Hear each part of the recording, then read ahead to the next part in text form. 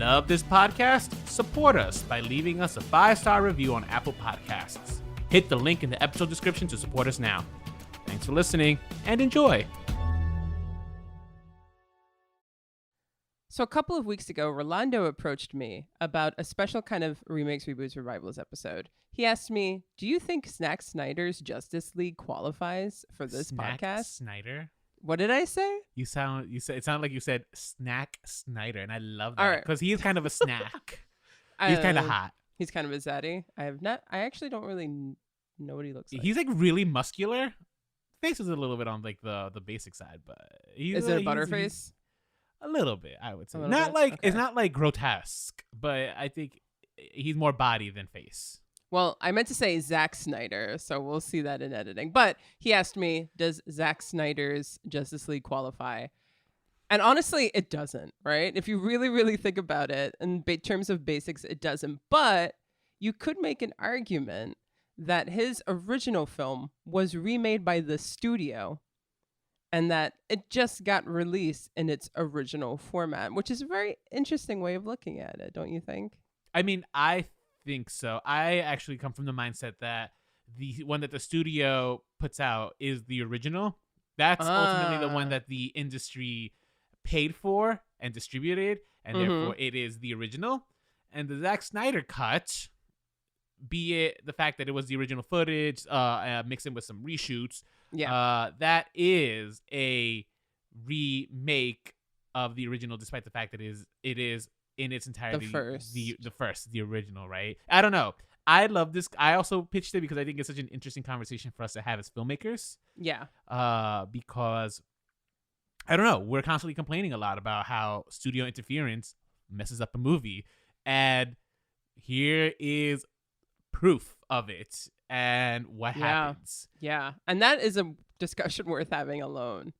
You know, like the artist's voice, like versus studio interference, and the studio's voice, actually, the studio's like way of making a movie versus a person, an individual, you know, an artist. If you're going to call Snack Snyder an artist. No, I'm just going to call him Snack Snyder.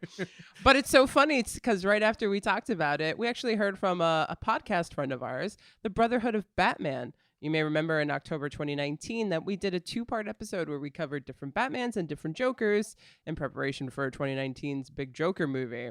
And they joined us for both of them, and it was a lot of fun. And they contacted us about possibly covering Justice League for their podcast. And I begrudgingly said yes, only because of the content. I love those boys. And you were excited and you said yes. And so we went and we guest starred on their podcast, but we are also releasing it as our own episode today. Yes. This might go down as the longest cold open we've ever done. But point is, today we're covering Justice League as guest stars on the Brotherhood of Batman podcast. I'm Nicole.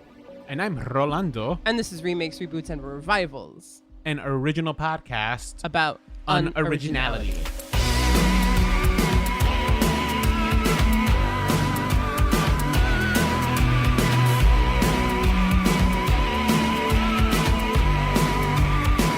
So before we go on over to our recording session with the Brotherhood of Batman, last week we did a question and answer episode. You guys have reached out to us, and we wanted to reach back out to you. Well, in response to that, you guys have reached out to us again, and we've gotten such overwhelming positivity from that episode. Thank you for continuing to reach out. Yeah, and responding to our responses, which I thought is lovely. It's just like, oh, it's like a conversation we're having. Yeah, it's like, yeah, exactly. We are having a conversation. So yeah, so again, thank you guys so much for reaching out. And if you want to reach out for the first time, or you want to continue reaching out, but you don't know where, Rolando, where can they do that? You guys can reach out to us via email, which is a lot of your preferred method. The email address is remakesrebootsrevivals@gmail.com. And you can also hit us up on our social media pages, Instagram /remakesrebootsrevivals. We're also on Facebook /remakesrebootsrevivals. Yeah. And you can hit us up on Twitter @remakespodcast. That's right. And you can leave us a voicemail. That number is, which we might play on the air, so, you know, put on your... True. We did it last week, so you never know. 862-248-2326. That number again, 862-248-2326. we're only going to be playing a portion of the episode, so you can be sure to check out the full episode at their podcast, Brotherhood of Batman. Yep. Where it features fun little anecdotes that we have in terms of our experience with geekiness this week. I think it's a fun listen. And they also talk about their cocktail of choice for the movie, which I kind of wanted to drink, and I'm so upset that I couldn't find the cocktail recipe, not the cocktail ingredients in time. So what a bummer. But check out their full episode. But stay tuned to the very end of this episode, because Nicole and I are going to just rehash things out one last time. We want to answer our podcast question, which was not answered on their podcast. So yes. So stay tuned for some extra bonus content at the end of the episode. All right. See you at the end.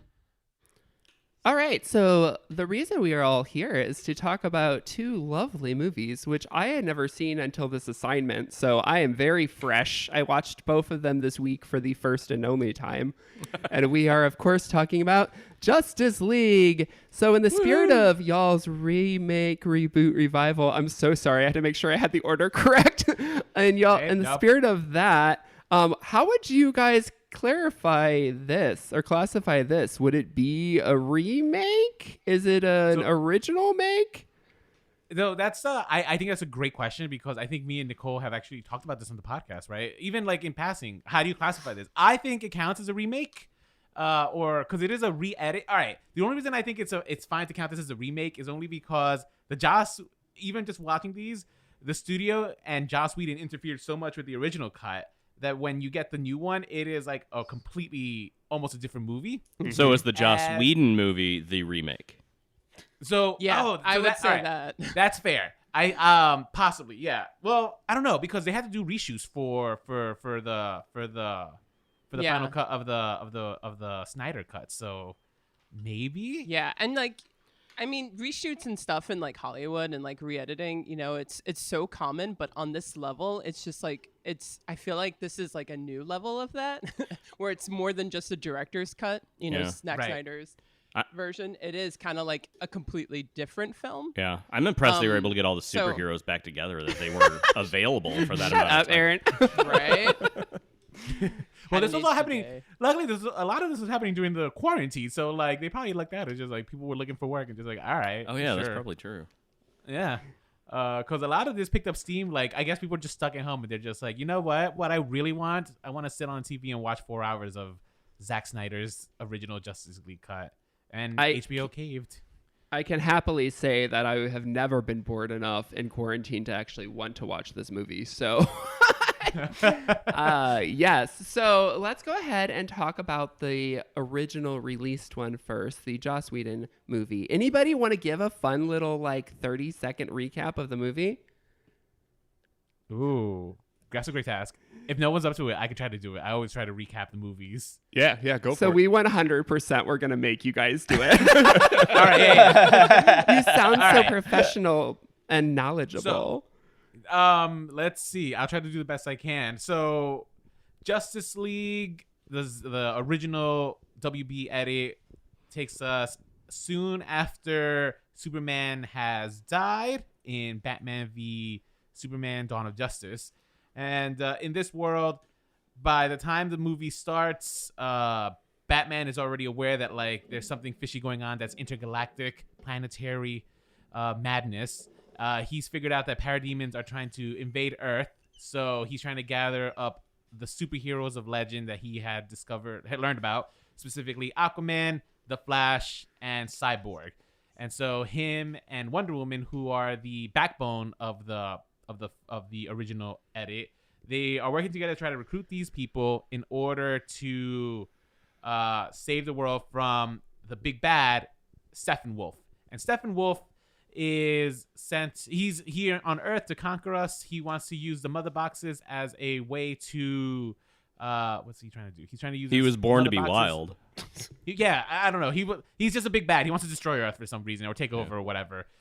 He gets the mother boxes, and what he ends up doing is he ends up they end up discovering that, oh my god, guys, we could revive Superman. He'll help us defeat Steppenwolf. They do. Superman goes crazy, but don't worry, he comes in to save the day at the end with everybody. So, you know. That's it. That is my recap of the That was Joss Whedon cut. beautiful. See, Jake, Thank that you. is how you do a recap. You give knowledge, and then we talk My about it. recaps are perfect. Thank you very Do much. I need to read Aaron for it? Yeah. I'm sure I missed some things, but yeah. No, that's great. Thank you. That's perfect. Because now we just want to talk about it. So I first of all need to say that I grew up as a huge Joss Whedon fan. I am very aware that it is no longer acceptable to be a huge Joss Whedon fan, and that breaks my little heart. But I just wanted to. You said same. Same, yeah. No, I agree. Like, I love Buffy, you know? And now Near and dear. I'm still going to continue watching Buffy, but it's just like, it's such a shame that he has tarnished his good name. Yeah, absolutely. But this was sort of the beginning of his end. I heard that this movie was trash, so I avoided watching this movie. And then when watching it, I actually enjoyed this one. I'm just going to put it out there right now for my brothers. I liked this one more than the 4-hour one. Of course you did. Because it was 2 hours less of my life. That's fair. Yeah, I am not It should surprised by surprise that at nobody. all. No, not even a little bit. The colors are brighter. It's cheekier. There's some like fun references to the comic books that didn't make it into the other ones. So that's my 2 cents. So how do we want to talk about it? Well, How do we want to talk about it? Outside of just regular feelings, right? Like, all right. So all right, Ben, we know that you didn't see this movie when it came out. What about everybody else? Did anyone watch it in theaters? I don't believe I did. I think I bought it used at a game video shop a couple years after it came out. I think I watched it once, and I didn't think it was horrible, but I think Marvel has just done such a better job building the backstory of all these characters, and you throw all these characters that have wonderful histories, wonderful origins. You throw them all together without any of that to tie the viewers together, and I didn't have any buy-in to the characters. I wasn't like emotionally connected to them like you do with some of the people that have 2 or 3 movies on their own. Like I'm a big fan of the Aquaman movie, which is goofy and cheesy, but I think it's well done and provides a good background. And I wish they hadn't rushed everything to put it out and try to compete when they didn't do the legwork needed to do the to get solo there. movies first. Right. Yeah, I mean, I always found that was such an interesting. So I know part of the reason why the WB wanted to do this route instead of going the Marvel Cinematic Universe route was because they wanted to kind of differentiate themselves. So it's just like, let's just throw them all into a movie first together, and then we'll tell everyone's individual story. And now we know that in practice that was just a huge mistake, because just like, we have no connection with these characters. Even Batman, who we have seen in many different movies, because he's so different here, we don't have that same connection. Yeah. He's much different in this, and he's I like Affleck as the Batman in these, but it's not developed. It's not like put out there. He's just kind of doing random things, and there's not a lot of connection. Well, the whole movie spends time with Batman trying to backpedal his character to be something more familiar to the general audience as their Batman, where in Batman v Superman, he's an antagonist with Superman. They're going head-to-head the entire movie. He's angry. He's killing people. And now this movie, they're trying to brighten him up and be like, okay, he's the team leader. He's trying to rectify all that. And so it's asking us to change our opinion of a character that we haven't even learned what his status quo should be. And it's really, I think he's the hardest character to connect with in the entire series, because he's all over the place in any version of Batman that we've seen. I also would don't agree like with how that one for thick sure, his yeah. rubber neck is. Oh, that costume. So I actually am a fan of the costume design. I'm just not a fan of the. No. So I actually like the costume design in general. It's that neck piece. You're right. Like the whole cowl. The fact that like they kind of went back and decided like, we're not going to make him as mobile as the design in the Dark Knight series was kind of just a step back. It's just like we know that like giving the neck mobility makes the actor a little more able to communicate a little better. And this one, he had to like move his shoulders and stuff. It's annoying. it was like a big step back in costume design. It was kind of disappointing. But I thought the color cool. schematics for me, it all worked. Because he looked like, for me, his design really reminded me like something straight out of the comic books or even the animated series. Mm-hmm. For sure, yeah. Every time he takes his mask off and he's got the wide V-neck underneath, like where the cowl should be, I'm like, no, put it back on. Yeah, I do like his trench coat. That's not in this movie, yeah. Aaron. That's in the That's true. remake, No, Aaron. it's in the Whedon one. That's The true. trench Yep. The dream sequence, the first dream sequence. The dream sequence is in Batman v Superman, and then Yeah. again. Oh. You're right. Thank you. Yeah, Oh. yeah. I didn't watch yeah. Batman v Superman. I fell asleep. So I watched them That wasn't all, the assignment. leading up to this movie. I went through Man of Steel, Batman v Superman, Wonder Woman, the original Justice League. I haven't watched in a while, but I watched the Snyder one twice.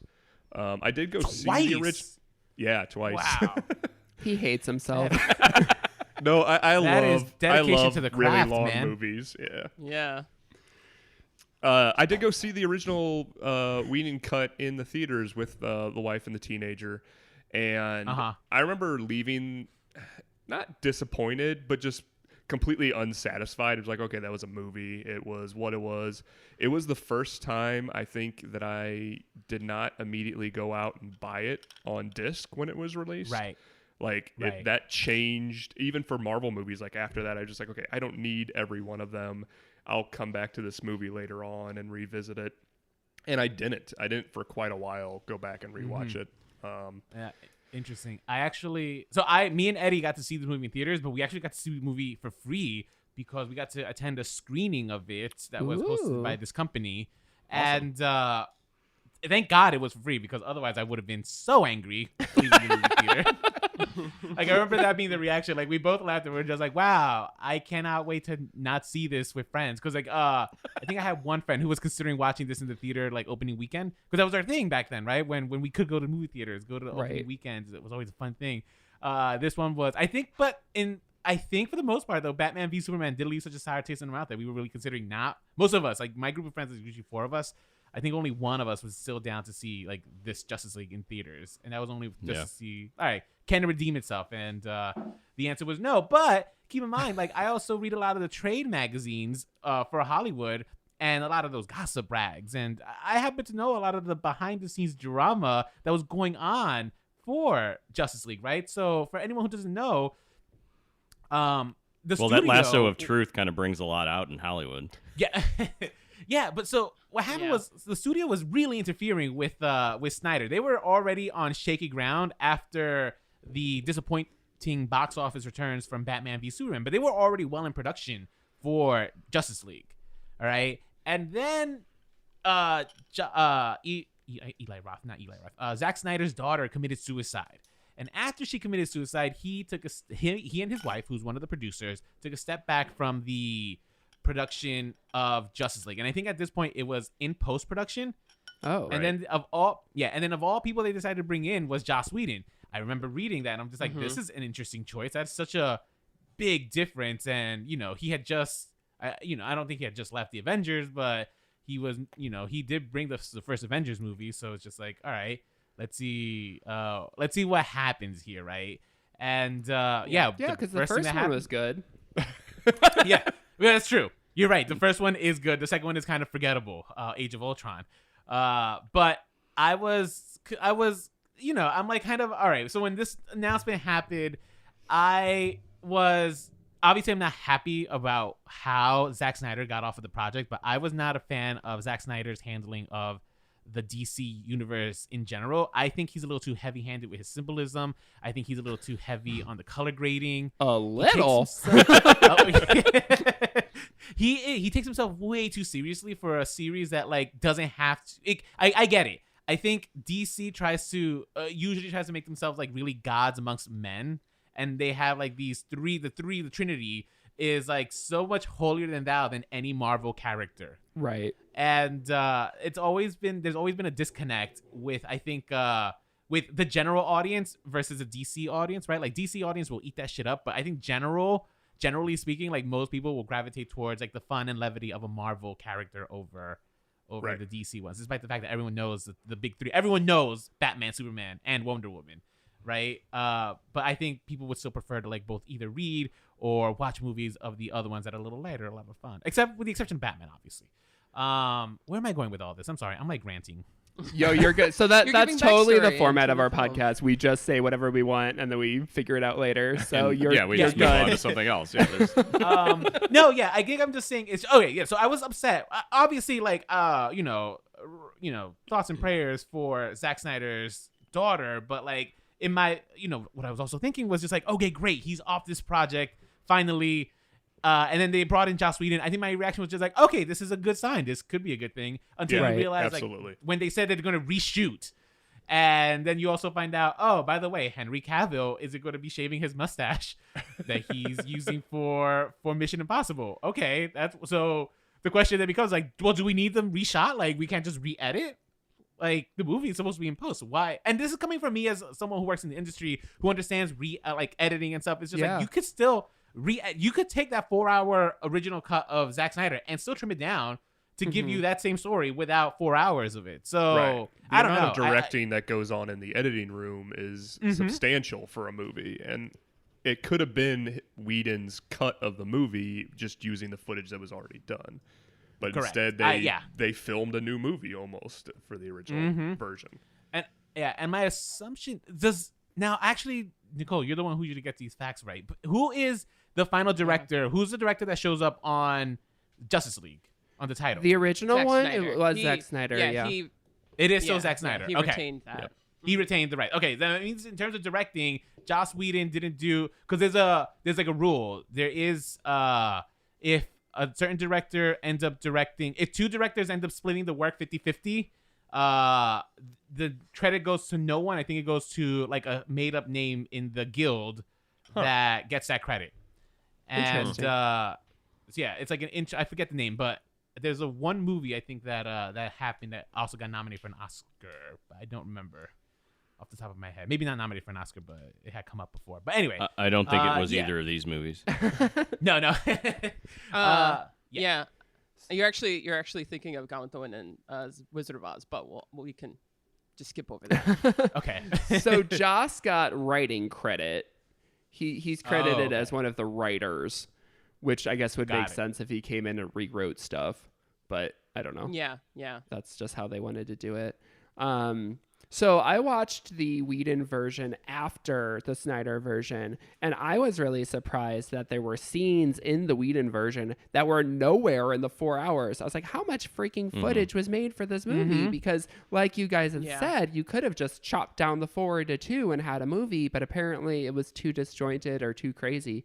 I did enjoy... But again, I'm coming from the perspective that A, I love bright colors, and B, I was watching it second. And so I enjoyed the Whedon version because I already knew what the big picture was. It felt like the Snyder version was reading the novel, and then the Whedon version was the movie of the novel. Oh, that The makes sense. novel. Because you Oh, know how yeah. movie versions are going to be shorter and, a little different tonally. So I enjoyed it in that sense. And one thing I really liked that I think we can start getting into some characters and some choices. I liked Lois Lane in the Whedon version more than in the Snyder version, because in the Whedon version, she let him know, like, hey, you're brought back for a purpose. And she also was still going to work. Lois Lane is not going to lay in her bed and not go to work. I did not buy that for a second. So for me, something that I enjoyed in the Whedon version more than the Snyder was the use of Lois Lane, because I was so frustrated in the Snyder version when Clark came back. They went to all this damn trouble to get Clark back. Then he flies off and they're like, okay, plan B. I'm like, no plan B. Well, he played with some butterflies first. Yeah, and- digitally put in butterflies that weren't in the Whedon version. So that's my 2 cents of like something I enjoyed about the Whedon that was very different. I thought was Lois. What about you guys? Any characters or things that you enjoyed or particularly didn't enjoy about the Whedon version? Well, I'm glad you brought up Lois because I agree on the initial watching of the movies that I think she gets back into the world and is a little bit more of that hardcore Lois Lane that defines the Lois Lane character in Superman She references comics. being a reporter. Yeah. Right. But upon reading, like I went back and reread The Death of Superman, The World Without, and I'm reading The Reign of Superman. Jake, currently. I never want to hear you're busy again. You got too much time on your hands. Seriously.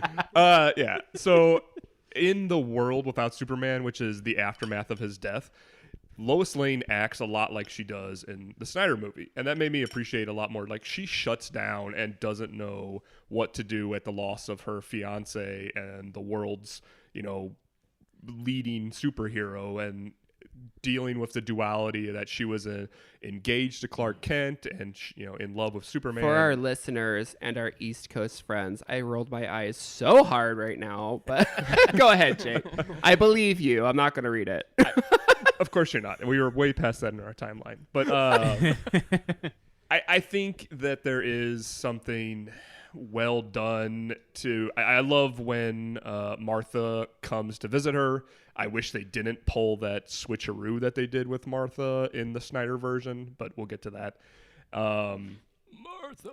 But I like that it shows some humanity. Like, there's a big lack of humanity in these characters, and Lois Lane does get to be one of the humans that we get to connect to. And I think it's one, Rolando, you were talking about the difference between the DC and then the lighthearted Marvel.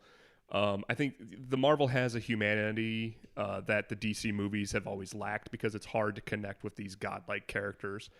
And I think bringing Lois in and showing that vulnerability does help a little bit, because the world is grieving and we get to grieve along with them via Lois Lane. Yeah.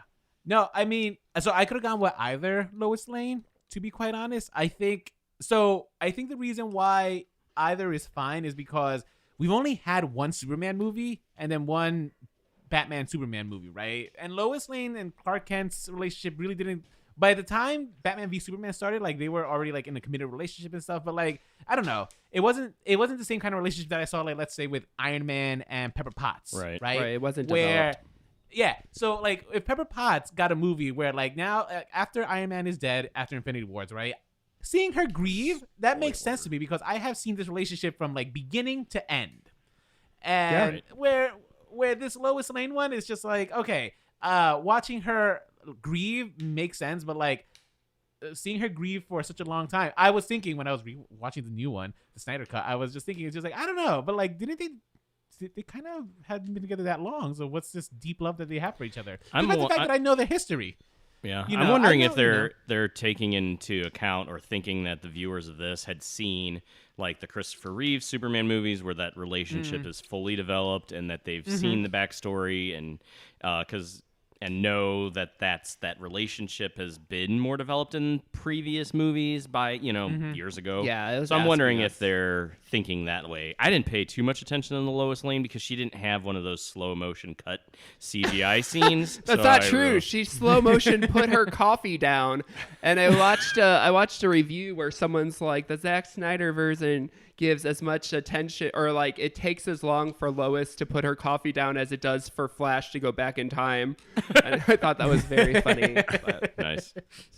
That's a good one. Yeah, Nicole, what say you of the Snyder Cut of the? Because I know this is like, I mean, you must be, God, you spent 7 hours watching these two movies. So tell me. Yeah. I know you. Well, so I'm an outsider in the sense where I am not the type of person who like watches a lot of superhero movies. I only saw the Batman versus Superman movie for the podcast and stuff. I haven't seen Wonder Woman, which I feel like I would probably like and stuff. The first one is better than everything we're talking about. Agreed. I've heard it's very good. It's true. The last Snyder film that I saw was Watchmen, which I was not a fan of at all. So just like going into this, I was like, ugh, right? But surprisingly, I might surprise you guys. I actually, I think the Zack Snyder film is better.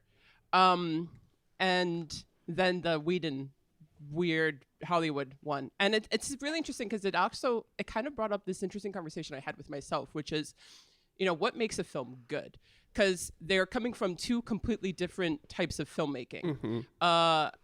The Hollywood released Whedon one is all about story, pushing the story forward, constantly moving, montaging, just making sure you're getting all this information that's important to the story. Whereas Snyder's one is more focused on character and weird and shit, yeah. atmosphere. And it's so self-indulgent. I mean, this could have been like 2.5 hours if you took out like that random scene of Aquaman drinking whiskey for like 2 minutes by the ocean.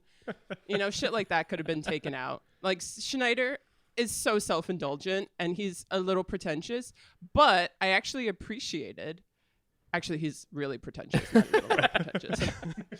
But I actually really appreciated the fact that he wasn't as concerned with story, because I think that at the end of the day, people are a little too concerned with moving the story forward. And I think that's a very American way of making a film, is that Americans prioritize story. If you kind of like look at if you look at international films, you'll find a lot of other countries don't care as much about story. They care more about atmosphere and they care more about characters, because, you know, you're watching a film, it's more about the visuals and stuff. It's not as much about the story. There should be a story, because then what the hell are you watching? But then that's also an art conversation. So I think that it's interesting too, because there's good things about both films and then there's not so good things, but when it's like really just like dissecting the differences, for me at least, between certain sequences. And a big one for me was the bank heist of Wonder Woman that she like saved. Yeah. From the Whedon versus the Snyder one, where overall the Snyder one, the way that was built, you know, like the atmosphere of like those children, right? They had their fear of what was happening to them was so present in the Snyder one, where you didn't even realize that there were all these hostages in the Whedon one until like after Diana got the information out of that guy. Yeah.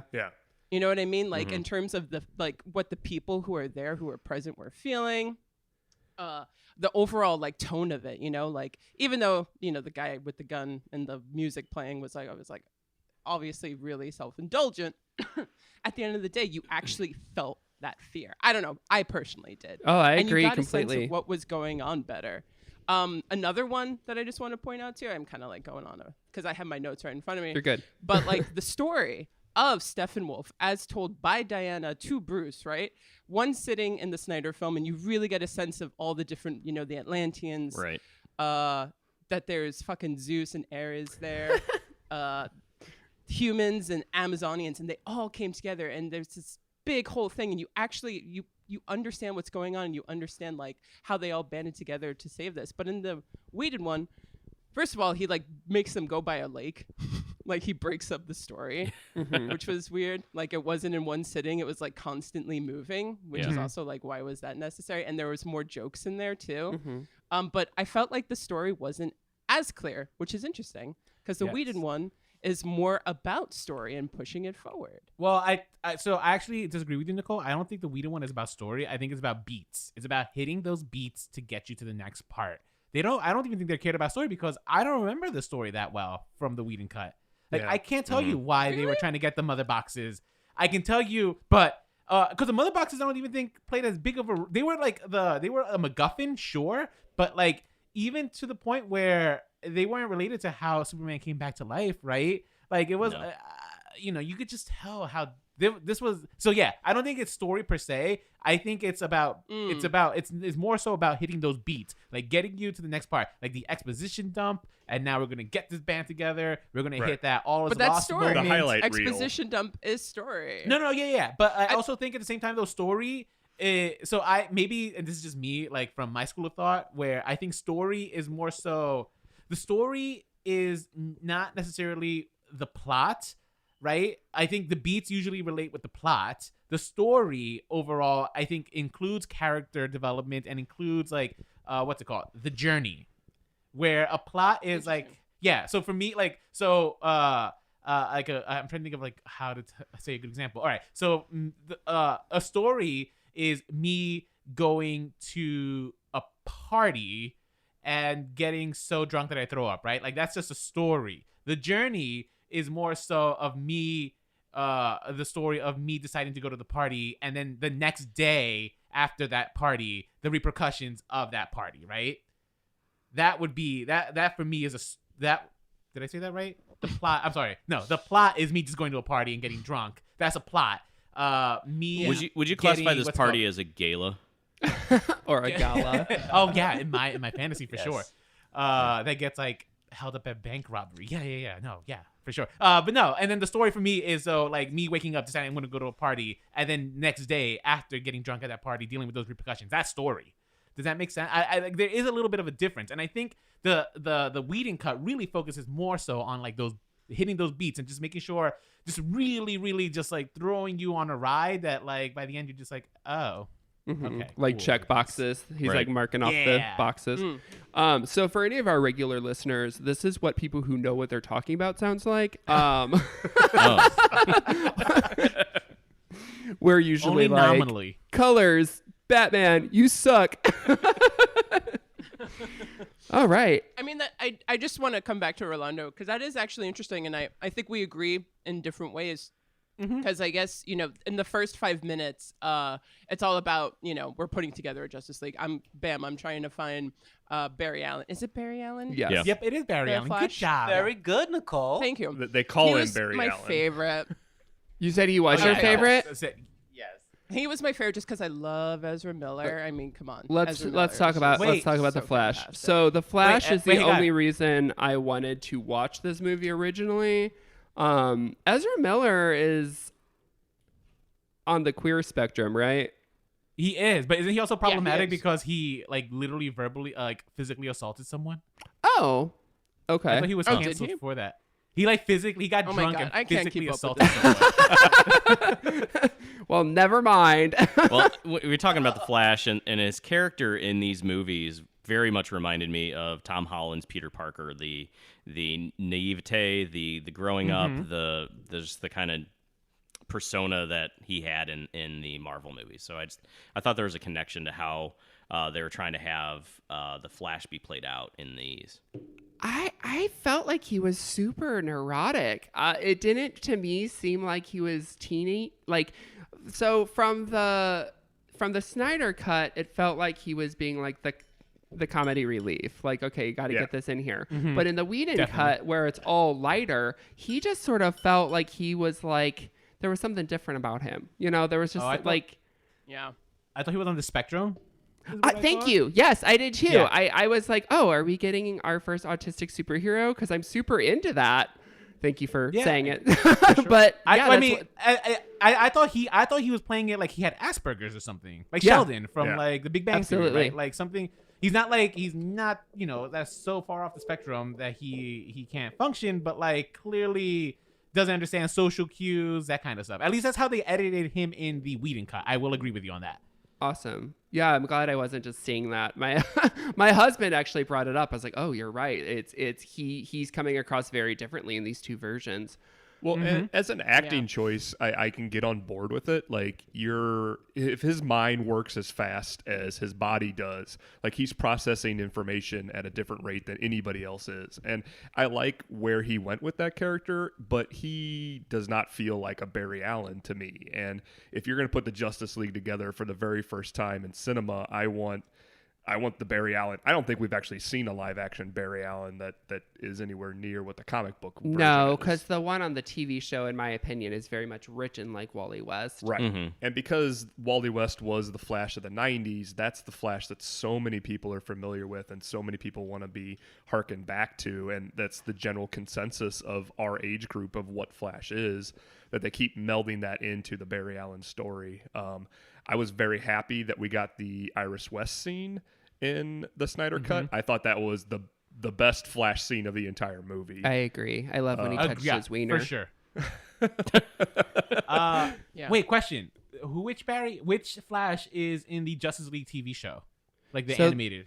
Oh, the TV the show? Unlimited, that's Wally West. Oh, that's Wally West. Okay. Yeah. I like that Flash, like the kind of Yeah. womanizer, fast talker, fun. Voiced by Lex Luthor from Smallville. Fun fact. Yes, it's true. Michael Rosenberg or Rosenbaum, I think. I enjoyed your guys' Superman episode that Nicole set out for. Not because you set out, Nicole. Not because you set out. Wow. No. I ridiculous. love Smallville. No, I get it. I'm so sorry. I love Smallville, so I was like, I gotta listen to this one. And I needed an excuse to just talk about hot men for like a whole hour. Right? I get it. I was doing dishes and I was like, oh, I don't agree. That's a 4-star. No, I'm just kidding. but yeah. So definitely, if you want to listen to that episode, you guys should look it up. But Definitely. I will say I was very disappointed in that episode when you said that Lois referred to Clark as Kansas, because it was very clearly she referred to him as Smallville, which is it's Smallville. Yes, I think I caught myself.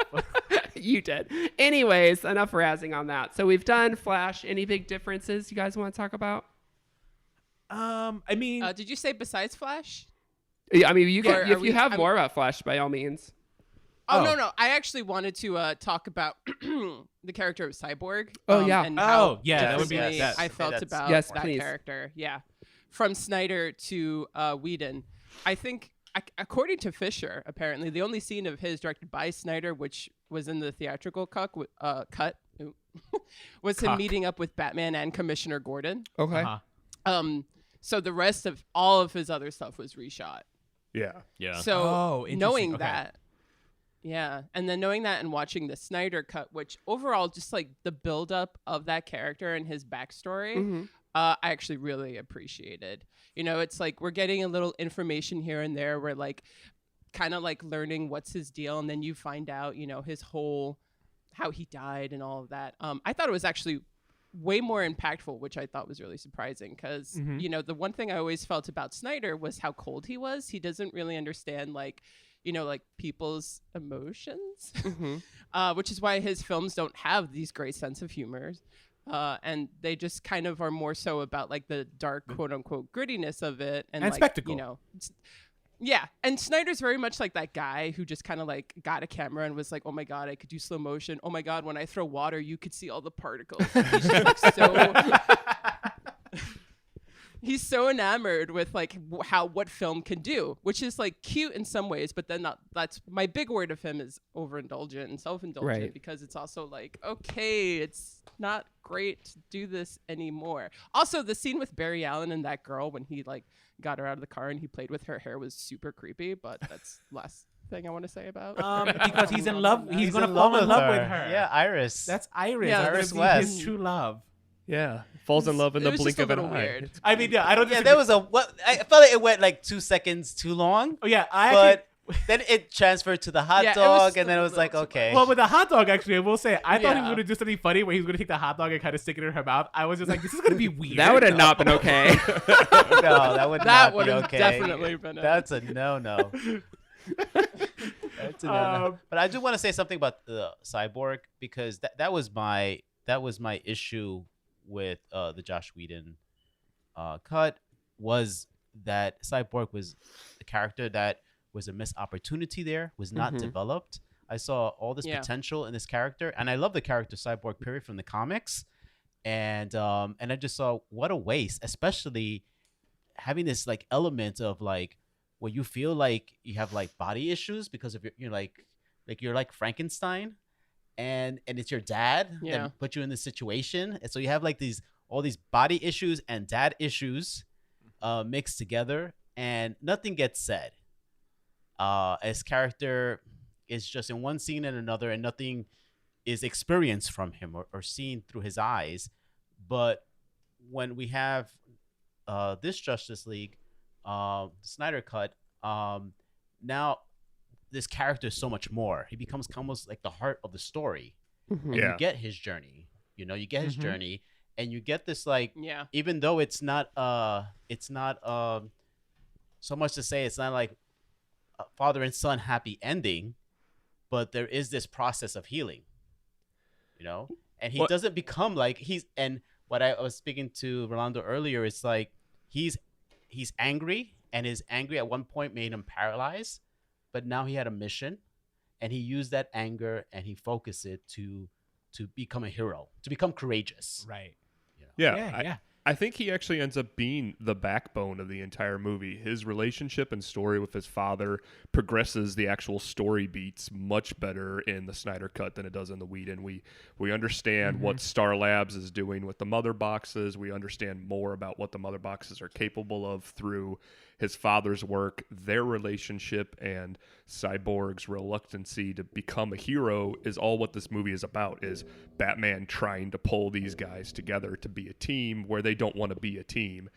And when he finally joins them up, he brings the mother box, you get this sense that everything's finally coming together. And that impact in those moments feels a lot more earned in the Snyder Cut than it did in the Whedon. Like in the Whedon, you're just getting, like you guys said, all of those highlight reel beats, and it's like, okay, well, I'm just following along, and you're going to tell me what I need to feel when I need to feel it. When you have 2 extra hours. I do agree with what you guys are saying, and I do think Joss is obviously problematic and made some weird choices. But I do think that had there been, I don't know, a Teen Titan movie before this, or Cyborg was shut up, Aaron. Cyborg was introduced in something else. I feel like part of the thing is going back to how we didn't get these characters ahead of time. Like, had we had more story with him beforehand, I would have been like, okay, we don't need as much time in this 2-hour Justice League movie. But we were introduced to him in this, so we had to get that whole background. So I'm not disagreeing with you guys, but I think the fact that it was 2 hours didn't help the situation. Whereas with the 4-hour version, it also took a freaking hour and a half for him to even show up, more than just standing by the closet. But True. Yeah. Well, I will say this. I actually want to ask everyone this one question I did have when I was watching this one, and after seeing like, oh wow, Ray Fisher really became like front and center of this movie more so than Joss Whedon one, and there have been outcries of some racism accusations, and for me, I actually, one of the things I pointed out, I was like, do you think? And I'm not putting the full onus of this on Joss Whedon because the studio interfered a lot, but do you think that racism may have played a little bit of a role? Maybe not racism, but the fact, I think for me it wasn't so much about racism. I think it just happened to be a black character that it happened to. But I always thought that the assumption was that the reason we cut out so much of Cyborg's storyline was because if audiences were anything like me, they'd probably react like, who the fuck is who the fuck is Cyborg, and why do I care? Well, because that was my reaction when they said it's like Cyborg is gonna be one of them. And I remember the New 52 when they made Cyborg part of the Justice League, and I'm just like, ugh, why? like why? That's always been my reaction with Cyborg. And I just wondered, it's just like, yeah, I get it. Like, he is the only real person of color in that entire cast. So like, it is pretty damning that he is the one who gets like his storyline basically cut out of the first the theatrical cut. So I don't know, like, what are your thoughts on that? Like, do you think it was racism? Do you think it was like more fear about having a Cyborg front and center? I think it goes back to there was no frame of reference for anyone seeing him. He hadn't been in anything before, and in my opinion, I think making him front and center without having any kind of established story, people are going to be like, why are we watching? Who is this? We haven't seen this guy before. Hasn't been any of the Batman movies, any of the Superman movies. It's just showing up. I don't know. I'm sure there probably were some racial undertones because that's how our society unfortunately is. But I don't know. That's not the first thing that came to my mind. I think it was the lack of people knowing and relating to that character because he hadn't been in anything. I think his market probably was smaller for like people that are going to set out to go see a movie just for Cyborg. I think there's multiple factors. I definitely see what you guys are saying. I did notice that in the Whedon version, he got his leg or his arm or something ripped off. I'm like, oh, so the only person who's taking substantial damage is the black guy. I did notice that. That's also true. But I like how he was handled in the Snyder version, but I still feel like 4 hours is too long for a movie. So I think asking people to... I agree 100% with you. So I definitely think there's those undertones, and Whedon, of course, has the background with that actor. Google it. But I think... Yeah, I don't know. I stopped. Yeah, it's a loaded question. I get it. I don't, I wasn't there. I don't have answers either, right? So none of us do. But yeah, it was something that did cross my mind because as someone who's a little privy to the gossip, I was just wondering. It's just like, I wonder how much racism did play a role, if any, into this decision. Because like that was the way that they handled Cyborg from the first cut to the Snyder Cut, very, very different, and it was a little jarring. Yeah, that was just one of the things I noticed and stuff, and it kind of made those accusations a little bit more like, okay, I see where they're coming from now. So yeah. Well, and I think that's watching it, having heard everything after, like having heard the real life situations, makes it impossible for me to really analyze it with a fresh perspective, because I was watching it being like, grr, Whedon, you've disappointed me, so I'm watching it in a different way. I do think without that, I still would have been like, oh, ripped off his arm, or I still would have been upset by that. Well, that transition to something I wanted to ask the group. Like, so in watching the Snyder Cut, whether or not you watched the Whedon version, when it came out, or building up to it, or like Ben did after it, there was a 4-year buildup with the hashtag release the Snyder Cut. Like, this is something that fans demanded, they called for, they bullied the studio into doing finally. Do you, what kind of impact did that have on you while you were watching it? Like, the anticipation of this, I know for me, there was some anticipation. I was looking forward to seeing what was supposed to be the original cut of this movie, was supposed to be the launching point for more of the Snyderverse, which, I'm not 100% on board with, but I wanted to see what he actually intended to do with the movie. And so when I sat down to watch it, I had, like Ben said, all of the stuff that I've been reading about Fisher and Whedon and most of the cast leaving WB and going on to other projects because of what happened with this movie. But I was excited to experience the build-up and to see if it could stick the landing after 4 years of conversation about it. Did you guys, had you been keeping up with what was going on with all of that going into the actual release on HBO Max of it? I followed somewhat on Twitter and everything, just kind of keeping an eye on it. And I think I wanted to, like you said, Jake, I wanted to see, is it going to be better than the first one? Is it going to be something worth seeing?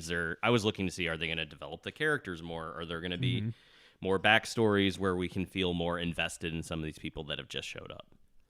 Yeah. Did you tweet the hashtag? I did not. No, okay. I did not. Were you so you were excited, but did you want it? I did not want it. I don't need it. I didn't care one way or the other. I was like, well, if I got 4 hours to kill, I'll watch it. But yeah, no, I'm ready to go back to a non-connected DC universe. Just give me a bunch of random ass superhero movies and maybe have a character pop in every now and then. But I don't need the connected multiverse idea. But that's just me. I would agree Nicole, to that. For sure. What about you? Oh, I had no idea about that at all. Drama. Only upon my research did I find out that is why the Snyder Cut came out.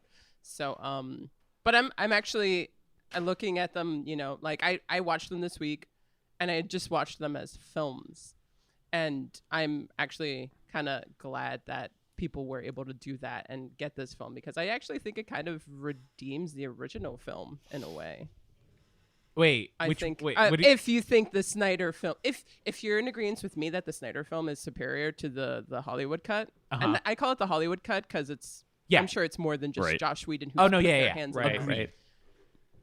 I think that the Justice League film had such a bad reputation that this new 4-hour cut that's just I think it does kind of in a way redeem it. So maybe I'm alone in that opinion. No, actually, Nicole. So I agree with you. So this is coming from me as a content creator, filmmaker, right? And we've talked about this in podcasts. Yeah. We've seen what happens when studios interfere, and the creatives buckle to that pressure, right? This is the one praise I will give the Zack Snyder cut. It is his vision.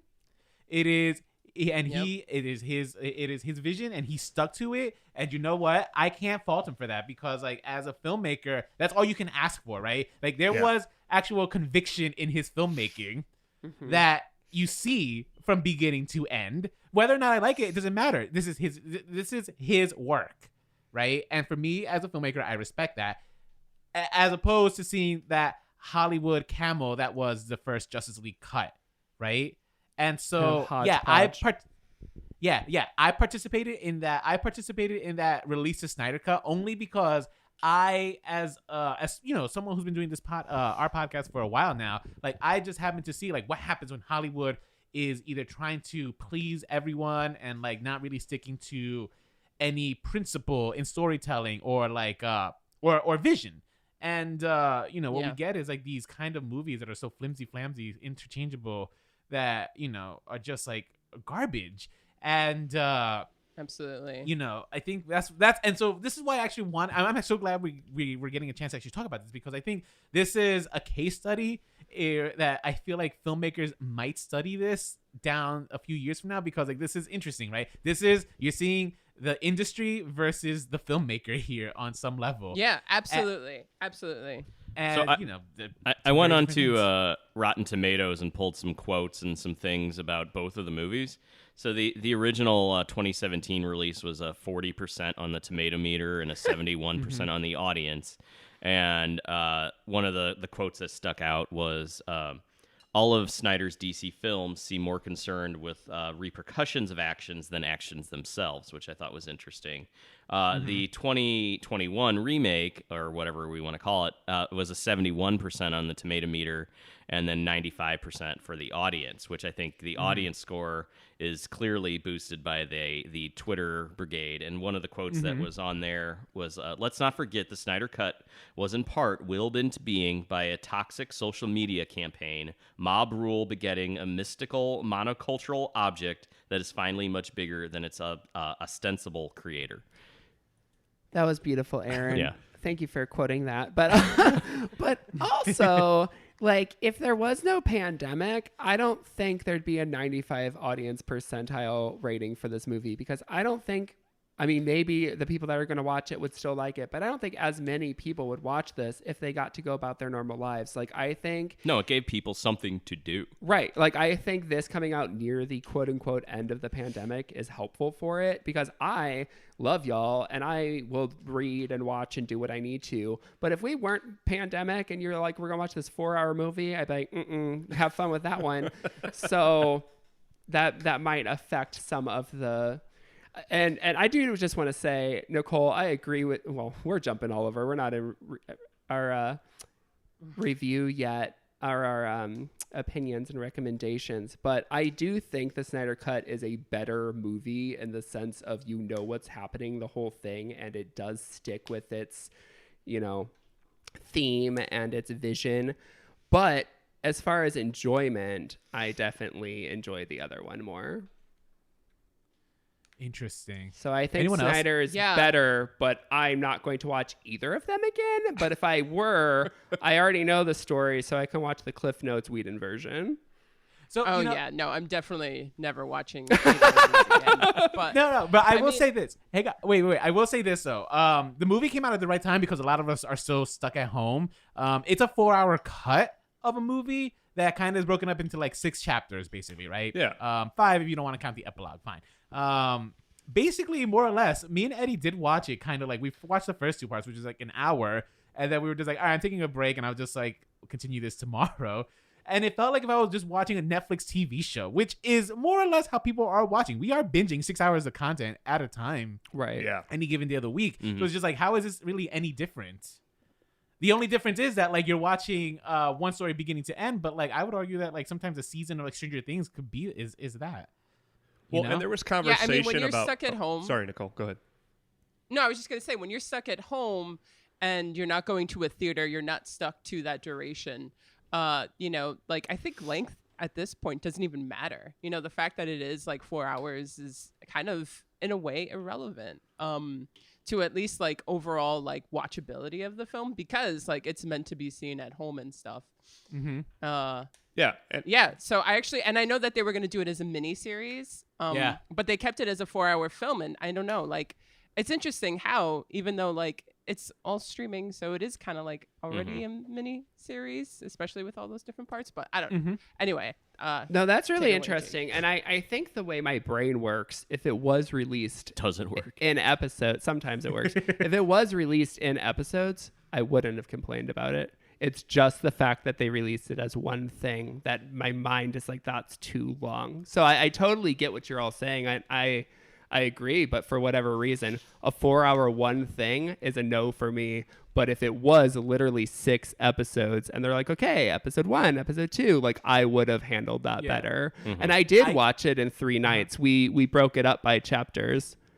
Yeah, we watched it over 3 days too. And I was explaining to my same. teenager that like this only happened now because it can go straight to streaming. Like if the theaters and everything were still open, they would never have released this 4-hour cut in theater because you're now trying to sell the one theater worth of seating over the length of 2 showings, right?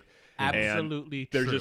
there's no sale for that. So they let him do what he wanted to do they gave him another $25 million to recut this movie, and they're put it on HBO Max and hope that some more people subscribe just to watch this. But like, they didn't have to be slaves to the movie theaters, and he was able to do what he wanted to do then. And I think that's the only reason it happened. This is a vehicle of the pandemic and would not have existed outside of it. Yeah, and Fair I've enough. actually been trying to find like some Yeah. decent information for the streaming to see like how it has been doing, and I may have actually just found it from 4.6. Let me just see, guys. You've got to talk amongst yourself while I figure out how much. Oh, wait, hang on. Okay, the Justice League, Zack Snyder's Justice League drew a smaller streaming share, defined by weekly % share of time spent amongst US TV Vision Panel members. Then Wonder Woman 1984, Judas and the Black Messiah, and Godzilla vs. Kong. You said it had Justice less than League- those? It had less audio. Yeah, it had less of a share than people who watched those initial movies. Wonder Woman 1984, Judas and the Black Messiah. This is coming from Variety, trade magazine that's respected in the industry. So yeah, it turns out that maybe people started it, but I guess they weren't. Right. Well, Or maybe also, they were doing like us and we were just taking pauses. well, it could be that it is twice as long as all of those. So if you get That's also fans true, yeah. starting it, you can watch 2 of the movies in the same amount of time that it takes to watch the Justice League, or even more than that, because if you're spreading it out over a set amount of time. And I know some of the like YouTube streaming and that kind of stuff, it only counts as a view if you watch a certain duration of it. And I'm not sure That's if also that's true. the same Yep. for HBO. Whereas maybe if you watch it like we are in segments, maybe it doesn't count as a view unless you're watching a significant portion of it at one time. Yeah. Yeah, And no, did they I- shoot themselves it's in the true. foot by releasing it at once instead of doing an episodic release where you built some anticipation, you built some excitement as those episodes came out over the course of 4 weeks or whatever it could have been, instead of just dumping it? It's the same argument for Netflix or HBO shows that are like, do we give you the whole season up front so you can binge it, or do we give you an episode every week? And I think if you look at Disney Plus, that's working better. Like, there's conversations happening that get new viewers to come to the show as you go slowly. But if you give it to everybody at once, now everybody can talk about the entire thing, and you can make a decision based on the whole show or movie whether or not you're going to go and experience it. Right. It's one Yeah. conversation versus 6 conversations. Exactly. Right. And I actually saw a study on this, and they were actually using, I want to say The Mandalorian, the first season, and The Witcher, because they both came out around the same time, more or less around the same number of episodes, to see like what had more longevity in terms of the metric. And the metric here, though, was unfortunately mostly social media call outs and discussions. It turned out that The Witcher still beat out The Mandalorian. Oh, wow. In terms of actual longevity. And that would be because even though all episodes are dropped, they were dropped in different markets slower over time. They're not Okay. dropped everywhere at once. As opposed to The Mandalorian, I think Mandalorian was dropped one episode. So you would get like that buzz for like that one day, that night it would drop, and then it would drop immediately. Whereas opposed That makes to sense.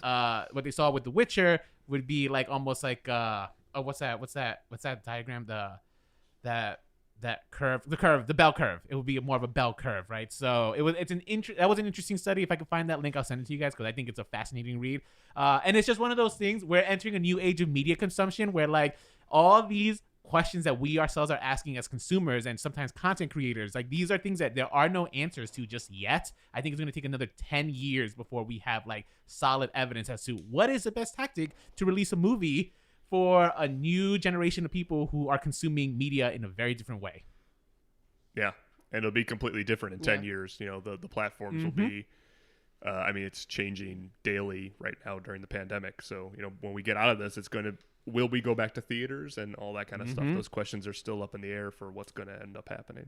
All right, so speaking of going back, Jake, that is a lovely segue. Do we want, what else do we want to say about these movies? We did not, unfortunately. I feel like it would have been really hard to do the plan of let's talk about the first one, then let's talk about the second one, because you can't really talk about them without comparing them. So anyone have anything they want to say about these movies before we get to recommendations? As you all flip through your notes frantically. I do want to know why Martian Manhunter showed up for like all of one scene. And then sequels, Aaron. Two scenes. Two scenes? Two scenes. Yeah. He showed up at the very it's kind of end like, for some reason. why are you throwing him in here? There's no point. Yeah, I agree. Was he the seventh? I want to know. Do you guys remember the Unite the Seventh? Was he supposed to be the seventh one? So there's been a few different things that I've read that he was always planned on being that character that has been in the other two Snyder movies in Man of Steel and Batman v Superman, helping Lois and working with the government, that he was always going to be Martian Manhunter. But then the original script for the end scene where he comes and visits Bruce, that was going to end up being one of the Green Lanterns. And he was that originally this was going to be a platform to have Manhunter as the seventh, which was the original tagline for this movie when it came out for the first time, guys. And then there only ended up being 6 of them. That's what he's referencing. Oh, wow. And then they were going to tease you at the end with yet another one. It was supposed to be Green Lantern coming down and being like, I've been off in space doing my own shit, but now I'm going to help you guys. Well, that makes sense because we saw the Green Lantern ring in both versions, actually, with the little fight sequence. Yeah. Obviously, one of them got more time than the other one did. So they apparently WB, the one thing that I read about how it was supposed to be Green Lantern at the end, WB refused to let Snyder put him into this recut of it. Whether or not that's true or not, I've only seen one source for it. So, I mean, I believe it. I they were probably just like, this is costing us too much money already. We can't promise more movies that we just might not make, guys. So like, no. Take it right. off. And Green Lantern is such a touchy subject. Well, the first Green Lantern movie was so perfect. I'm joking. I'm joking. I actually like that movie. I mean, it's fun. I hate it. I like Blake Lively. I actually do. I do have to get going soon, guys. Oh yeah. Let's wrap it up. Do you like right this second, or can we? Wrap? Wait. I just want to say one last thing about the Snyder Cut. Okay. Oh, go ahead, Nicole. I'll let you go first. No, I was just going to say I have a couple minutes, but you can say one last thing. Well, I do have one last thing to say about the Snyder Cut that we didn't touch upon a little, and that is where the Joss Whedon cut was all about Steppenwolf. The Snyder Cut makes it front and center. The big bad is actually Darkseid. How do you guys feel about that? Did we like it? Did we not? I'm mixed. The reveal was kind of not anticlimactic. It was like in the Marvel, we had Thanos appear in some of the cut scenes and you get hints of him and his name dropped. That hadn't really been done. So I think they're trying to set it up for, a showdown, probably movie or something down the line. I didn't hate it, but I wasn't like blown away by it because I don't think it was. I liked it, but I didn't like that we didn't actually get a fight with him at the end. Right. I thought it was going to be him and Superman, and then Superman took out Steppenwolf. I was like, oh, so this team is pointless when Superman can just do everything himself. Right. Right. Which I loved. I love Darkseid. He's my favorite DC villain outside of the Joker or of the Batman Rogues Gallery. And so I was super happy that he was going to be a part of this, and that if you have the level of power that they've put in this movie with our heroes, that he really is the only villain that they can go toe-to-toe, or that can go toe-to-toe with them. And so also the changes where he's the one that came to Earth to look for the anti-life equation. He's the one that Steppenwolf is working for very clearly, and Steppenwolf's motivations in the Snyder Cut then became very real. And actually, he became a worthwhile antagonist, not just some guy obsessed with his mother that's in a box. And I like the changes in the villains very much with the inclusion of Darkseid. And then Granny Goodness is there, and I got all geeky, giddy, and everything. They didn't name drop her, though. I was so upset. Or give her like one line of dialogue. I wanted her, and I do wish she was a little older and a little stouter, but whatever, you know, I can forgive. I got to see her on screen. I'm okay with that. Right? Maybe in the 8-hour version, they'll give her that. Rosie O'Donnell should be at that age to be the perfect Granny Goodness, right? She could be, yeah. Wow. Yeah. All right. The one thing, well, I just want to say the only beef I have with Darkseid though was that I think they made him a little too snarly. I kind of like my Darkseid to be a little bit more cool, calm, collected, like very strategic, right? Here they made him too much of a brawler, and I was like, all right, whatever. I can forgive that, but should be I prefer. Like I like my Darkseid just brooding, also, you know, like all my heroes. Right. Yep. Yeah. Cool. All right. So do we want to get into final recommendations? Nicole, you want to go first? Watch the Snyder Cut and then watch the Whedon if you want to watch both. Okay. But if you do want to watch one, I would say, and at your own pace, you should watch the Snyder Cut just because I think you get a better sense of, one, what's going on, and two, who everyone is and what their motivation is and what they're feeling internally. And don't mind the overindulgent slow motion stuff. But I also, Rolando said something a little earlier that I do want to also, for anyone who's interested, he said that from years from now, people will, or maybe even sooner than years from now, people will watch both films to see Hollywood versus filmmaker. Well, if you are interested in that, there's actually a bunch of films from our past that you can watch. And one I will recommend to our audiences is an Italian film called Terminal Station. You should watch that, and then watch the American recut called Indiscretion of American Wife. It's black and white, but they're both under an hour and a half, and you really, really get a good sense of Hollywood and trying to move a plot forward, and just another story that's told more so focused on characters and atmosphere. So if you're interested in that, once again, I will recommend Terminal Station and Indiscretion of an American Wife. Is there some podcast that they could listen to a discussion about those two movies? I mean, hey, Rolando, how open would you be to that? No. Well said. If you made me watch Justice League, I'm going to make you watch an Italian black and white film from the 50s. We'll talk off it. All right, Aaron, do you recommend this movie? Whedon, no. Snyder, yes. Okay. I recommend Maybe. neither of them, but the Whedon one made me happy with bright colors, and that's my recommendation. I think the Whedon one's good for kids. I would let kids watch it. I would not let kids watch the Snyder one because there were too many horses that died. One of my kids watched it with us, so yeah. I'm impressed that your boys made it through the 4 hours, or one of them did. One of them did, yeah. That's still impressive for them. Yeah. I would absolutely recommend it if you've been watching the other Snyder movies. If you want to get an idea of the DC connected universe, it is a great final chapter, if you want to consider it that. It leaves a lot to be questions and what could have happened. But I love Man of Steel. Batman v Superman is one of my favorite background popcorn flicks. Like, it's not a great movie, but I just like having it on, and I'll pay attention to certain scenes. This one is gonna be right there with it. Like, I could just have this on while I'm doing arts and crafts for 4 hours and enjoy it. I'm envisioning Jake in arts and craft time for 4 hours watching this movie, and it's very scary. What's going on? They make us do arts and crafts every day at 2:00, and great. we have to come to the hall and get together. Yeah. Right.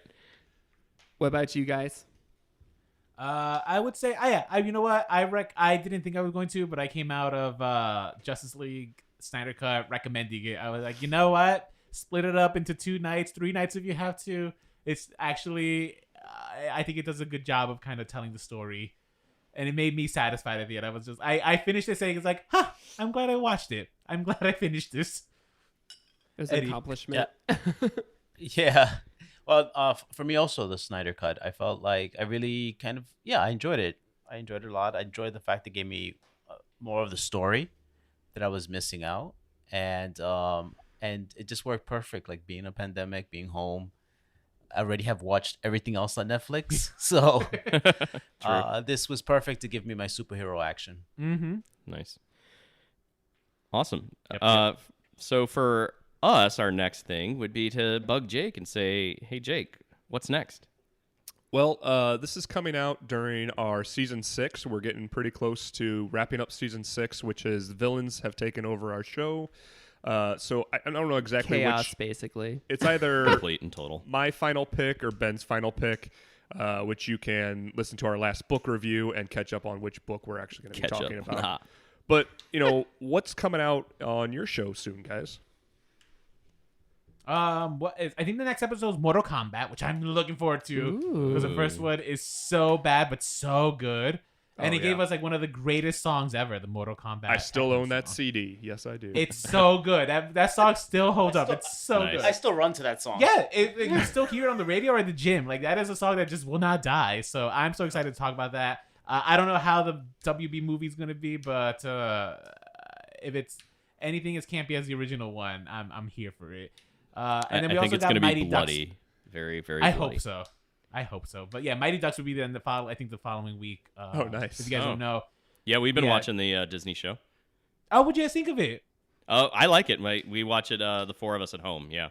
So we've been enjoying it. I think it's such a cute show. I'm actually very, very. I'm surprised. Full disclosure. I've only seen D3 The Mighty Ducks. I haven't seen The Mighty Ducks. So I will watch The Mighty You Ducks. haven't seen the obviously, for original podcast. I have not seen the original one. I've only I seen know. D3. How are we married? How did this happen? How did you sneak this under the radar? Nice. So yeah, so I will catch up, but I'm looking forward now to seeing The Mighty Ducks because I think this show is so cute, and I'm like, I think the kids are so great. They're so cool. Awesome. And so where can our listeners find your podcast? Yes. Great question. Thank you. You can find our podcast on our website, remakesrebootsrevivals.com. You can find us on your podcast apps, Remakes, Reboots, and Revivals, and hit us up on Instagram, Remakes, Reboots, Revivals.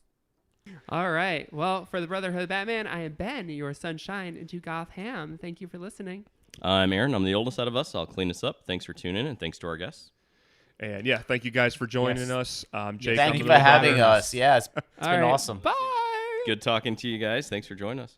So thank you for listening to that. Again, if you wanted to hear us talk more with the guys, you can listen to their episode at Brotherhood of Batman podcast. They actually opened up and we all talked about media that we indulged in throughout the week. And that was a fun portion of it. So you should definitely listen. It's cute. I love the name, Geek and Week. Geek and Week. Exactly. No, Week in Geek. The Week in Geek. Yeah, we should probably double check that. Yeah, the Week in Geek. The Week in their- Geek? We're sure? Yeah, that's what it Okay. is. A positive. Okay. All right. It I is don't know, cute. man. Rolando being positive about something. That's true. If I'm positive about something, there's still a good might 50-50 be chance wrong, it's yeah. wrong. But you guys are here because you guys want to know the main reason. Nicole, do you think the Justice League Zack Snyder cut was needed? I'm going to go ahead and say no. Wow, that's interesting. Why not? Okay, so if you listened to this whole episode, which you're here, so you did, I preferred Zack Snyder's version. However, I don't think that it was that much better than the theatrical released cut, I'll say. Because I don't wait a want to minute. call it the original. Okay, so there we go. So you're all right, so you don't think all right, so now I'm confused. Here. What are you saying? It's almost as if it's a step up, right? It's not like thousands of steps up and it's like, oh, this is so superior. It's just a step up from the okay. theatrical cut. But you said the Zack Snyder cut. You meant the Whedon cut? No, I mean Zack Snyder's Justice League is a step up from the theatrically cut. released Okay. Justice League. Right. Yes, because there's a lot of negative that I consider and a lot of self-indulgence, and the 4-hour thing is, although we had a really great talk about, length and how duration's kind of not a thing anymore when you're just watching shit at home. Mm-hmm. At the end of the day, it's a film. And if you look at it objectively as a film and not a miniseries, because it is a film, it was released as a film, Correct. it still is just filled with unnecessary bullshit. And scenes that just last a little too long. And of course, at the end of the day, he's just not my style. I mean, one of my absolute favorite filmmakers is Sergio Leone, and a lot of people could say all of his films were just filled with unnecessary shit that went on too long. Rolando, Sergio Leone, you know who that is? The guy who did The Good, the Bad, and the Ugly. Yes, and I'm going to refer more to Once Upon a Time in the West. Have you seen that film? Is that the one where they're all trying to kill the guy who stole the gold? The gold is more so in The Good, the Bad, and the Ugly. Okay, so I don't. Once Upon maybe. a Time in the West has Charles Bronson. It has Henry Fonda, Claudia Cardinale, Jason Robards. No, none Is of there this. a prostitute who gets raped or something in that one? Kind of ish, yeah. Oh, I think I have seen it. Well, so- Actually, fairly recently too. A lot of I've seen it a bunch of times in film school. So maybe you saw it in film school where it begins with these men waiting for another man to Yes, be on a train. In the train. And then he comes, he kills them, and then it goes to the other guy who kills a bunch of people at their house, right? So those are the two introduction to two characters, and that's all it is. And other than story, it's just introducing you to character, right? So the film is pretty much 3 hours long. It's a very simple plot, but why is it 3 hours long? Because Sergio Leone takes his time with like introducing you to the characters. His scenes go on, right? But to me, there's a point to it. He's kind of actually saying something in his film, and I'm not going to get into that conversation unless you want to hear that episode. Reach out. But Zack Snyder is when I'm watching those scenes that go on that are just slow motion that are happening I'm thinking about it.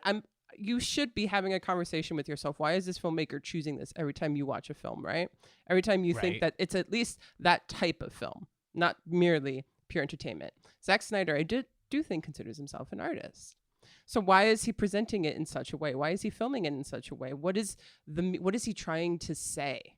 And at the end of the day, he's not trying to say anything, and it's unnecessary. Okay, I hear you. Long-winded, but no, that's why it's I not think- needed. It's valid. I think it's fair. Mhm. I actually am going to. I think I might be shocked to say this, but like the slow motion grew on me a little in this movie. If Okay. Only because I will say this: the main reason for me that the slow motion started growing on me in this movie, as opposed to some of the other stuff that he has done, is because I think sometimes the problem with like superhero movies and Transformers is that the action gets so convoluted that you can't really focus on what's happening. Yeah. And like here, he kind of used the slow motion to his advantage to kind of show you what is going on. And it works also when you're trying to do a comic book adaptation for obvious reasons, because the comic is static, right? Mhm, And the yeah. motion is created through the artistry. Here he tries to like kind of mimic that at times. And I think Marvel is more successful at those at times, because for the Avenger movies, they only did that like maybe once or twice, and that makes it more impactful. When it's happening all the time, it loses its impact. Interesting. But that's just speaking to that part of the aesthetics Yes. for Zack Mhm. Snyder.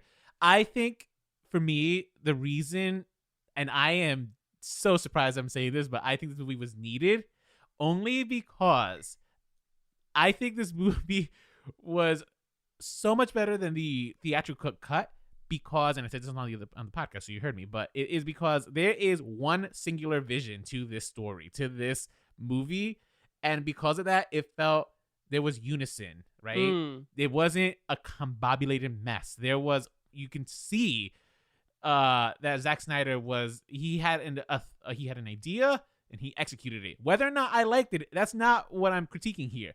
I'm critiquing here the fact that it's just like, okay, there's conviction behind his work, and sometimes for me as a filmmaker, I can say I can appreciate that. Now, I will also say this, talking to some random people who have also seen, because it came up today in conversation when I was at the gym, someone mentioned, it's like, oh, I saw the Zack Snyder Justice League over the weekend. I liked it more so than the original. I was just like, yeah, why do you think that is? Her reaction, mind you, it was a her. Not that I'm saying girls don't enjoy why is that comic book important, movies. Rolando? No, because she's not the kind, she didn't look the kind of girl who enjoys comic book movies Okay. or movies in general. That's for some reason. judgmental. I am. You- I'm very judgmental, especially at the gym, right? I'm going to the gym. So, But no, she said, she's like, I liked it because it made more sense to me. Like watching the movie, I kind of knew who they were and I knew what was happening. Yeah. I didn't get that in the original thing. And I'm just like, yeah, I agree with you. It sucks that it's a 4-hour fucking movie that it takes to do that. But you know what? Conviction was he stood by his gun and he made a decent movie that is will I ever watch it again? Probably not. But you know what? I will say this. It's just like, I came out so much pleasantly surprised, right? I guess, and I don't know if that's a testament to like what a low bar I had. Yeah. You know, that he like surpassed it. It's just like, oh, I'm shocked because I set a really low bar because I didn't care for the first Justice League, right? So I don't know. No, it was terrible. You know, Yeah.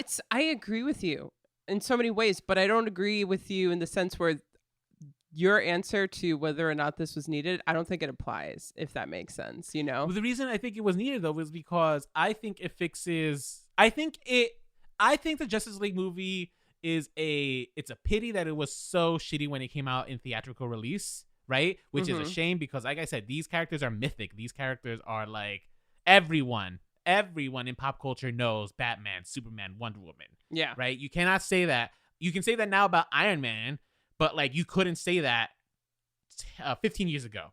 15 years ago, you could say Wonder Woman, people know who she is. You could say Superman, people know who that is, who he is. You could say Batman, everyone knows who that is, right? Yeah. The big DC heroes, outside of Spider-Man, I would say mostly 15 years ago, no, right? It's a shame that the Justice League movie was so shitty because there was no reason it should have been. There was just none, right? Even a competent filmmaker could make a popcorn flick that would be enjoyable. Because the studio interfered so much, it's like it's a shame, and it's just like, wow, what a way to kind of drop the ball on bringing these greatest superheroes on screen for the first time. And so Justice League, Zack Snyder's cut, for me, the reason it's needed is because it redeems that. So, you know, that's what I said at the end of the episode with those guys, where it was like, this film was, in a sense, and I'm going to contradict past Nikki too. So, you know, the listener was already being like, wait a minute. Past Nikki, when we were talking to the Brotherhood of Batman, was like, this film was needed in order to redeem the Justice League's reputation with fans, right? The fact that the theatrically cut Justice League was just so harshly received that this film was at least like, okay, at least people can now think of a Justice League film in a somewhat positive light, right? Well, is that enough, one, for it to be actually needed? Because at the end of the day, DC fans deserve more, and they just deserve an entire retcon of these beloved characters, which they're getting with the new Batman movie, so might as well do the rest of them, except maybe not Wonder Woman. Technically, the Batman movie is not a retcon. The Batman movie is going to be like a outside of the universe. Hollywood is so frustrating. It is. Well, it is only now because like we're playing this game of like who can do what Marvel did. Yeah, pretty much. Yeah, DC. And the answer is just no one. Just stop. Yeah. Just stop. But that's the thing too. Marvel's not even that good. It's just basic. You just got to be basic. Stop trying to be so cinematic. And well, no, I'm not going to say that. Zack Snyder, continue being an artist, but maybe not with this property. You kind of need something a little bit more basic. The zombie movie that he's coming out with? No, I'm saying in terms of a good cinematic universe for comic book movies. Should be kind of just more not as artistic as Zack Snyder's trying to go for. And when I say artistic, you know, I say that in like quotation marks. Well, yeah, no, because I think artistry is subjective also, right? At the 100%. And so I do think that he did a better job with character building, and there's some positives there too, but I don't think that he needs to. It didn't work for me. But and also, I just don't think that it was needed in the sense where it completely redeemed the Justice League. In that sense, like people are not gonna watch it because of how bad the original is. That's one. That's also true. I mean, that was me. Yeah, I wouldn't have watched it if not for the podcast. The name Zack Snyder. So I do think that DC, at the end of the day, too, it should probably just retcon their whole cinema universe. Warner Brothers, because they own DC. WB, DC, whoever the fuck it be. I don't know who owns the Warner Brothers. I think AT&T owns them now, right? Time Warner owns them. Yeah, but I think AT&T bought Time Warner. Really? Let's see. I'm. Go ahead, fact check me. Warner Brothers Pictures Ah, damn it. I went to the wrong page. Let me go to Wikipedia. It will tell me right there.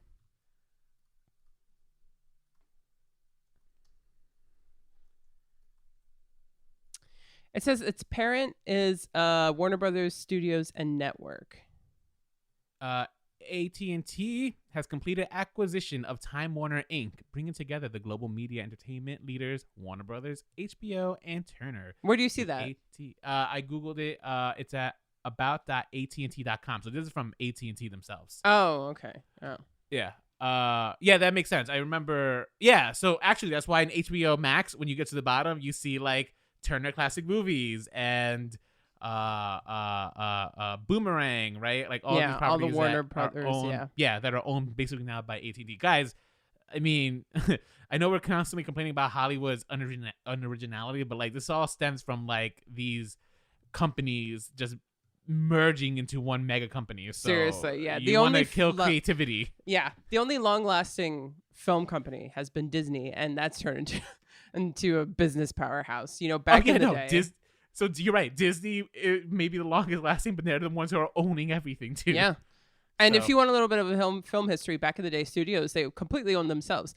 I mean, were they completely art making machines? No, because they were run by like, you know, guys with a whiplash, like kind of, you know, like they are still till to this day. But they owned themselves. They owned theaters. That's how they distributed.